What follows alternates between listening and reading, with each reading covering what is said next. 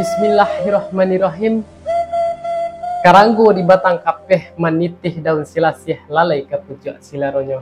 Indak bainggo jaba bateh bukan basibak jaba sisih. Kapado dosana ambo di kampung maupun di rantau. Ambo lingkong sambah kasadonyo.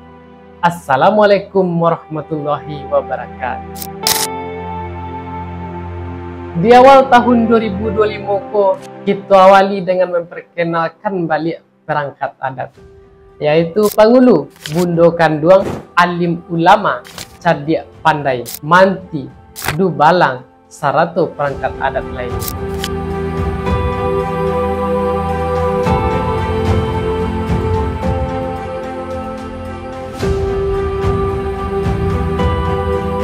Sebelumnya maaf, ambo bukan Cadia Pandai, ilmu jo Allah tersimpannya. Sakadar tak kalau menjagokan, lupa mainkan, babagi pengetahuan sepanjang nanambo tahu.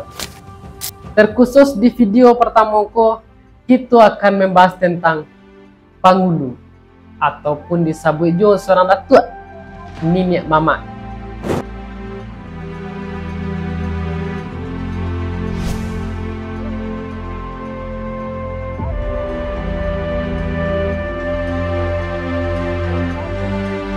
Yang mah Pangulu ko bukan orang sembarang orang masak luar dalam, orang pilihan laya jebatin. Sebagai pemangku adat nan di dauluan salangkah, nan di tinggian sarantiang. Orang gadang basa batuah, gadang di payung sapataga, basa di dalam pasukan batuah di orang nan pajak. Ibarat kayu gadang di tengah koto, nan baure limbago matan, nan bapucuk cewang kalangi, babatang sandian diko, badahan cupak jo gantang, barantiang barih jo balapeh, badaun rimbun jo adek, babungo mungkin jo patut, babuah bakato bana, tingginyo tampak jauh, dakeknyo jolong basmo, tampek maniru manuladan, tampek bayo de anak kemanakan sarato urang sanagari.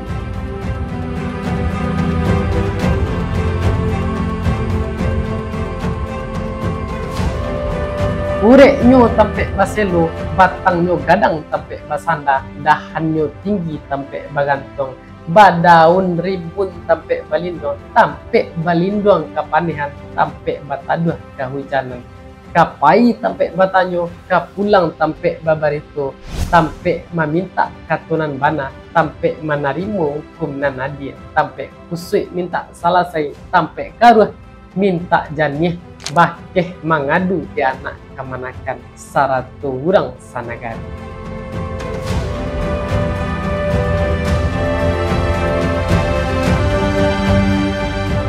Itulah pituah Pangulu ataupun datuk ataupun nenek mama.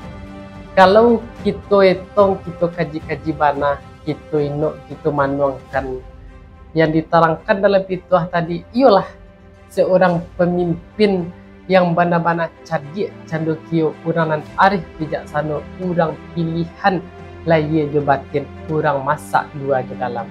Menurut ambo, kalau kita pakaikan di zamanan kini dalam memilih pemimpin, mungkin kita akan mendapatkan pemimpin yang benar-benar sukses dalam kepemimpinannya, yang benar-benar parasih. Bahasa sebab dia itu, kalau kita urai sadonyo mungkin tidak cukup waktu, tapi kita ambil garis besarnya. Yang mana dalam pituah tadi digambarkan gadang basa batuah itu ibarat kayu gadang di tengah kota.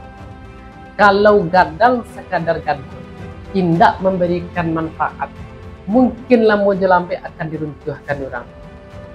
Tapi kalau gadangnya memberi manfaat, bahkan mulai dari ureknya, batangnya, dahannya, rantiang daunnya, buahnya memberikan manfaat ke orang sekitar, insya Allah akan menjadi pemimpin yang benar-benar sukses dalam kepemimpinannya.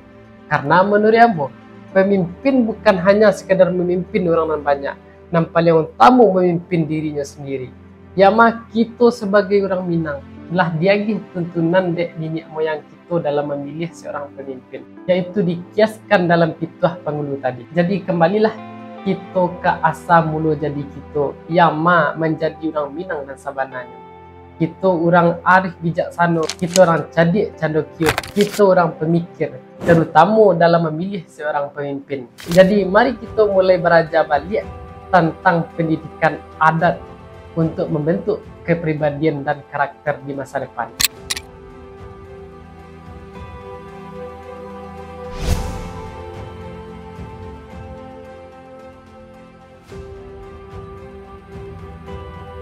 Dari situ bisa kita simpulkan kalau nilai adat itu tidak akan pernah berubah sampai kapanpun.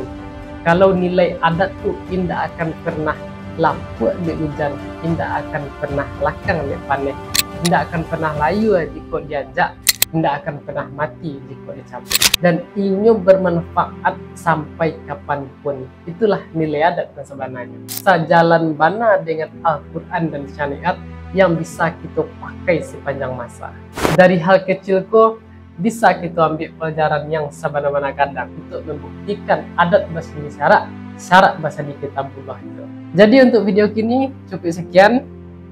Kita lanjutkan di video berikutnya dengan perangkat adat lainnya. Kita ambil pelajaran dari apa-apa saja dituah dari perangkat adat berikutnya.